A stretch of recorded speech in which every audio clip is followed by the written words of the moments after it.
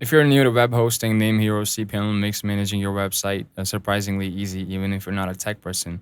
Once you log into your NameHero account and head to your hosting dashboard, you'll find a quick link to cPanel. This is your control center. From here, you can manage everything: domain, files, emails, databases, and more without touching any code. At the top, you'll see domain and account stats, how much storage and bandwidth you have used. Under Files, you'll find the File Manager. It works like your computer's file system, so letting you upload or edit website files right in your browser.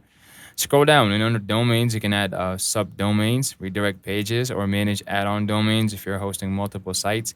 Then there's email. You can create custom email addresses like your name at yourdomain.com and set up autoresponders or forwarding in just a few clicks.